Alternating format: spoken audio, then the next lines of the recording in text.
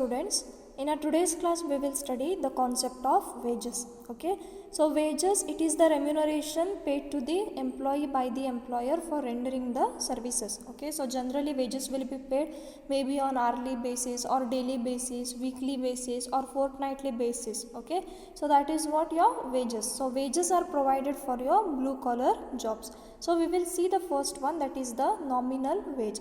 So these wages are expressed in monetary form and which do not take into account changes in price. Okay, so whatever amount you are receiving, that is your nominal wage. Okay, so it can be expressed in your monetary terms. Okay, and here it is the total amount of money received by the laborer in the process of production. Say for production process, the laborer has received 1000 rupees per day. Okay, so that will be his nominal wage.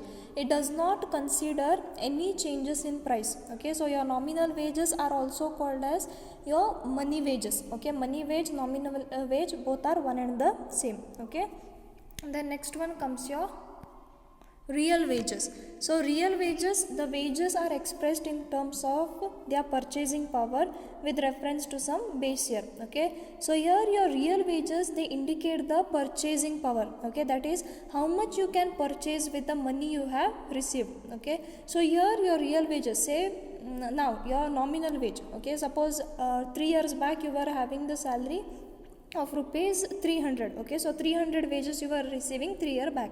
Okay, now this after 3 years you are receiving 600. Okay, so here your nominal wage has increased. Okay, so the actual wage has increased, that is it has doubled. Okay, but the thing is, whatever you could purchase before 3 years with rupees 300, the same thing you are purchasing after 3 years with rupees 600. Why? Because of your inflation. Okay, so that is your real wage. Okay, what is the purchasing power?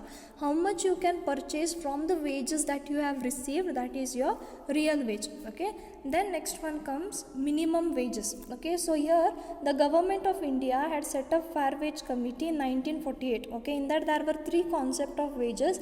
One is the minimum wage, fair wage and your living wage. Okay, so first one is your minimum wage. Okay, so minimum wage, it is minimum living cost. Okay, so the minimum wage is the lowest wage in the scale below which the efficiency of worker is likely to be inspired. That is, here the employer who is giving wages, he cannot give lesser than the minimum wages fixed. Okay, so he has to give either the minimum wage or greater than that. Okay, and neither will the employee will be willing to work by receiving lesser than the minimum wage. Okay, that is what minimum amount is to be given. Okay, so here what happens, minimum level of subsistence which include food, clothing and shelter. So it is fixed by your government. Okay, so it might be either your central government or it might be state government, wage board, or by industrial labor codes. These are going to set up the minimum wage for that particular industry. Okay, then the next one comes your fair wages. Okay, so your fair wages, these are more than your minimum wages. Okay, they lie in between living wage and your minimum wage. Okay, so that is, it will be greater than your minimum wage but lesser than your living wage. Okay, so here what happens is, fair wages depends upon the productivity of labor. Okay, then prevailing rates of wages in same neighboring locality. So for the same work in the neighboring locality, what they are paying, okay, on the basis of that they are going to set up the fair wages. Okay, so the upper limit is the capacity of the industry to pay fair wage compares reasonably with the average payment of similar task. So it totally depends upon the economic position as well. Okay, so what is the economic position of the country?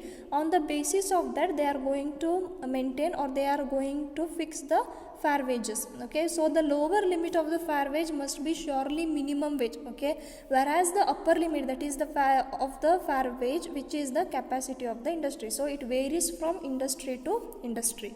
Then next one is the living wage. Okay, so living wage, it is ideal wages which would enable a worker to provide measure of comfort. Okay, so here it does not only satisfy the basic needs, that food, clothing and shelter, but also other facilities. Okay, so the word itself says living wage, like medical facilities, insurance, maybe some savings for retirement or in the old age. Okay, so that is what, something extra. Okay, so that is what your living wage.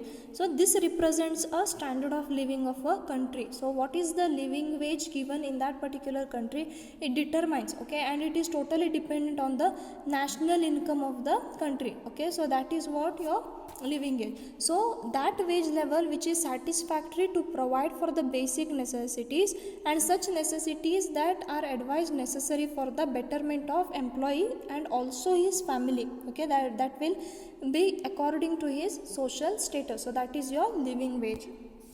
Then next one, incentive wage. So it is an additional remuneration. So incentives we have already studied in the previous class also, okay.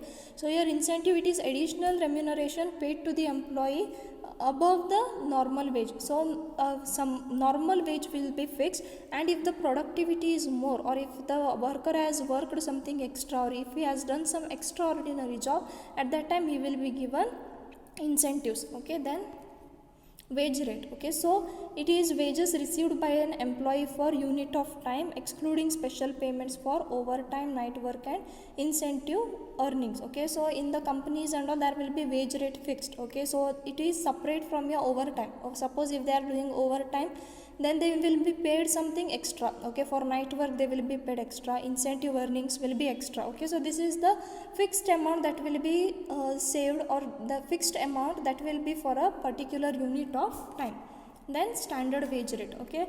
The standard wage rate, it is wages fixed for a unit of time fixed on the basis of job evaluation standard.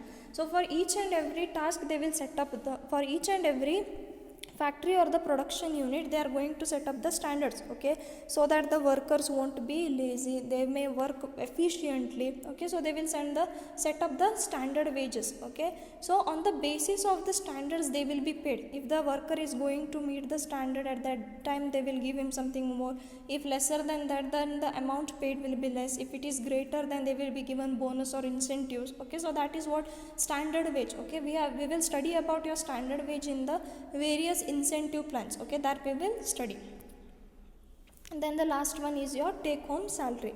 So it is a net amount or remuneration payable to employee. So here after making all the deductions, okay, whatever you are receiving in the hand, that is your take home salary, okay.